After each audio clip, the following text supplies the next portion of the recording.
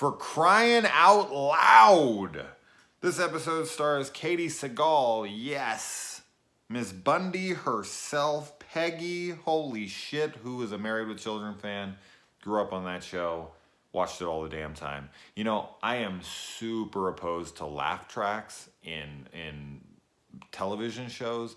My mother, my kids, she asked me if I watched How I Met Your Mother, and I was like, I can't watch shows with laugh tracks. And she was like, that show doesn't have a laugh track. And I'm like, yes, it does. And she's like, no, it doesn't. I watched every season. And I was like, you need to press play on that. Because and we went and we pressed play on episode 1, and like 2 seconds in, people started laughing. She's like, oh my God, I've never heard that. I'm like, I can't not hear it.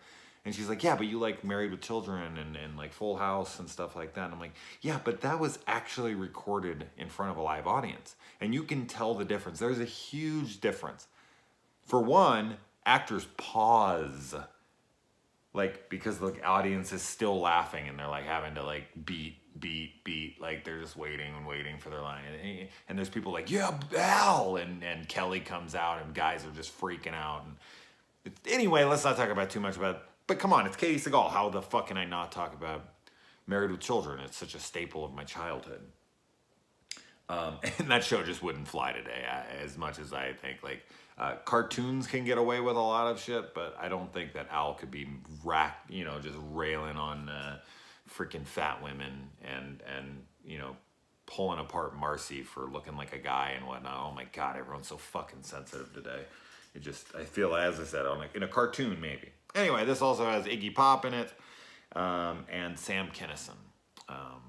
Now, the guy who plays Marty in this episode is just so perfectly over the top, insane, just a character. I love how ridiculous this guy is in this episode. He makes this episode so watchable, so fun, so chaotic, and his performance, his eye crossing, his just facial expressions, his over the top body movements, everything. He is fantastic. And Sam Kinison is hilarious as the voice in his head. The shit he says, Sam Kinison, of all the fucking people to have in your head, I honestly think Sam Kinison would be like the worst person. Yes, if he was trying to be fun and he would stay silent and only come up in the places where you needed him to say something funny. Yes, he's a very funny man, or at least he was anyway. But a pissed off Sam Kinison with that fucking famous scream of his, oh, Back to School. You want to talk about an awesome movie? Thornton Mellon, Rodney Dangerfield. Fuck yeah, Sam Kinison going nuts on him about the war and the pussy president. Oh, so good. Back to fucking School, man. The Triple Lindy, right? That's the name of the dive. Such a fucking great movie. The friggin' kid from Christine is Jason Mellon, his son anyway. Robert Downey Jr. is also in that movie.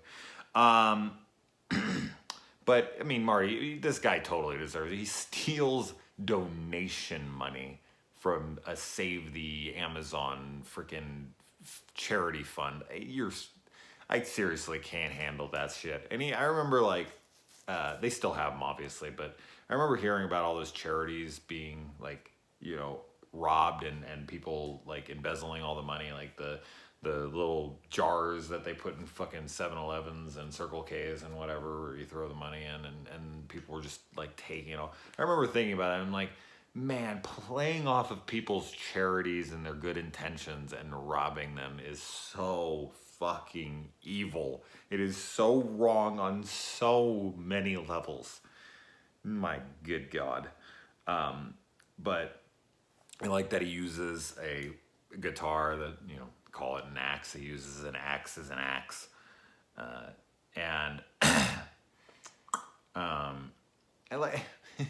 I know that this happened. I live in a small town, and we do actually have this happen where we get noise complaints at this place. They actually had to shut down one of the places here because they kept getting noise complaints from a bar that was playing music past like 8 o'clock at night. Oh my God, heaven forbid. But it just seems like this club, it's an established rock club, like it's been around for years. Like Marty's talking about how he's been in this business forever and whatnot. And I don't know, like noise complaints, really? Like, is that possible? I mean, is there clubs that are getting noise complaints that have been around for years?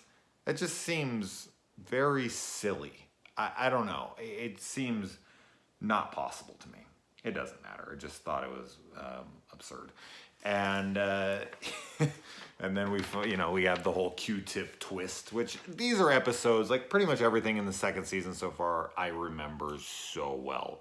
And I love the camera trickery of him just having his head slightly turned so we can't see what the hell he's looking at, and what everyone's looking at, and they're like running away from him in their faces, and like no one comes up to him and is like, "Are you okay? Are you like what's wrong?" Like they all just, "Oh my God," and ran away. I mean, of course it's convenience for the episode, but it's a good twist. It's cute. I like it.